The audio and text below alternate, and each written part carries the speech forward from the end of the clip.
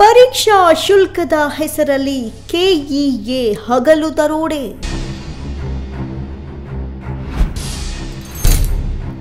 ಬಡ ಅಭ್ಯರ್ಥಿಗಳಿಗೆ ನೌಕರಿ ಸಿಗೋದು ಯಾವಾಗ?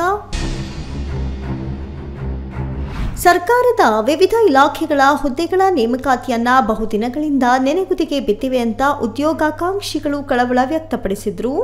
ಆದರೆ ಕೆಲ ದಿನಗಳ ಹಿಂದೆ ನೇಮಕಾತಿ ಆದೇಶ ಹೊರಡಿಸಿದ ಕರ್ನಾಟಕ ಪರೀಕ್ಷಾ ಪ್ರಾಧಿಕಾರವು ನೇಮಕಾತಿ ಹೆಸರಿನಲ್ಲಿ ದುಪ್ಪಟ್ಟು ಪರೀಕ್ಷಾ ಶುಲ್ಕವನ್ನ ನಿಗದಿಪಡಿಸಿ ಉದ್ಯೋಗಾಕಾಂಕ್ಷಿಗಳಿಗೆ ಬಿಗ್ ಶಾಕ್ ಕೊಟ್ಟಿದೆ.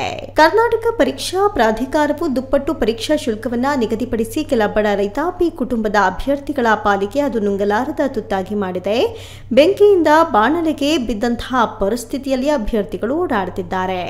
ಇಷ್ಟು ದಿನಗಳ ಕಾಲ ಒಳ ಮೀಸಲಾತಿ ಸಮೀಕ್ಷೆ ಹಾಗೂ ಇನ್ನಿತರ ಕಾರಣಗಳಿಂದ ಯಾವುದೇ ಹುದ್ದೆಗಳ ನೇಮಕಾತಿ ಆಗಿರಲಿಲ್ಲ. ತಿಂಗಳಾನುಗಟ್ಟಲೆ ಓದುತ್ತಾ ಕೂತಿದ್ದ ಆಕಾಂಕ್ಷಿಗಳು ಆರ್ಥಿಕ ಸಮಸ್ಯೆ ಸೇರಿ ಸಾಕಷ್ಟು ತೊಂದರೆಗಳನ್ನು ಅನುಭವಿಸಿದ್ರು. ಅಂತೂ ಇಂತೂ ಸರ್ಕಾರ ಖಾಲಿಯಾಗಿರುವ ಹುದ್ದೆಗಳಿಗೆ ನೋಟಿಫಿಕೇಶನ್ ಮಾಡಿದೆ ಅಂತ ಅರ್ಜಿಗಳನ್ನು ಸಲ್ಲಿಸಲು ಹೋದ ಅಭ್ಯರ್ಥಿಗಳಿಗೆ ಕರ್ನಾಟಕ ಪರೀಕ್ಷಾ ಪ್ರಾಧಿಕಾರವು ಪರೀಕ್ಷಾ ಶುಲ್ಕದ ಬರೆ ಎಳೆದಿದೆ.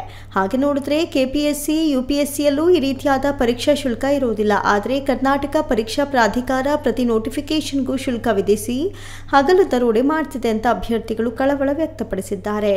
ಬಿಡಿಎ ಕಲ್ಯಾಣ ಕರ್ನಾಟಕ ಮತ್ತು ವಾಯುವ್ಯ ಕರ್ನಾಟಕ ರಸ್ತೆ ಸಾರಿಗೆ, ಕೃಷಿ ಮಾರಾಟ ಇಲಾಖೆ, ಕೆಎಸ್ಡಿಎಲ್ ಸೇರಿದಂತೆ 8 ಇಲಾಖೆಗಳಿಗೆ ಎಫ್ಡಿಎ, ಎಸ್ಡಿಎ, ಕಿರಿಯ ಸಹಾಯಕ ಸೇರಿ ಒಟ್ಟಾರೆ 708 ಹುದ್ದೆಗಳಿಗೆ ಅರ್ಜಿ ಆಹ್ವಾನಿಸಿದ್ದು, ಸಾಮಾನ್ಯ ವರ್ಗದ ಅಭ್ಯರ್ಥಿಗಳಿಗೆ ಒಂದು ಅರ್ಜಿಗೆ 750 ಪಾವತಿಸಬೇಕಿದೆ.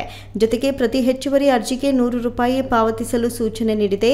ಪಿಯುಸಿ ಪದವಿ ಮೇಲೆ ಅರ್ಜಿ ಸಲ್ಲಿಸಿದ ಹುದ್ದೆಗಳಿಗೆ 2100ಕ್ಕೂ ಅಧಿಕ ಶುಲ್ಕ. ಎಸ್ಸಿ ಎಸ್ಟಿ ಅಭ್ಯರ್ಥಿಗಳು ಒಂದು ಅರ್ಜಿಗೆ 500 ಪಾವತಿಸಬೇಕೆಂದು ಸೂಚನೆ ನೀಡಿದೆ. ಜೊತೆಗೆ ಹೆಚ್ಚುವರಿ ಪ್ರತಿ ಅರ್ಜಿಗೂ ₹100 ಪಾವತಿಸಲು ಸೂಚನೆ ನೀಡಿದೆ. ಎಲ್ಲಾ ಹುದ್ದೆಗಳಿಗೂ ₹1600 ಹೆಚ್ಚು ಶುಲ್ಕ ಪಾವತಿಸಲು ಸೂಚನೆ ನೀಡಿದೆ. ಜಗ ಹತ್ತಿ ಉರಿದರೆ ನಿಲ್ಲಬಹುದು, ಧರೆ ಹತ್ತಿ ಉರಿದರೆ ನಿಲ್ಲಲಾಗುವುದಿಲ್ಲ. ಸರ್ಕಾರ ಬಡ ಅಭ್ಯರ್ಥಿಗಳ ಪಾಲಿಗೆ ತಂದೆ ತಾಯಿ ಇದ್ದ ಹಾಗೆ. ವಿಷ ಕೊಟ್ಟರೂ ಕುಡಿತೀವಿ, ಹಾಲು ಕೊಟ್ಟರೂ ಕುಡಿಯುತ್ತೇವೆ. ಹೆತ್ತ ತಾಯಿಯ ಹಾಲನ್ನೇ ವಿಷವಾಗಿ ಬದಲಾದರೆ ನಾವು ಯಾರಲ್ಲಿ ದೂರುವುದು ಅಂತ ಅಭ್ಯರ್ಥಿಗಳು ಅತ್ಯಂತ ದುಃಖಭರಿತವಾಗಿ ತಮ್ಮ ಅಳಲನ್ನು ತೋಡ್ಕೊಂಡಿದ್ದಾರೆ. Mallikarjuna M, speed music, Bengaluru.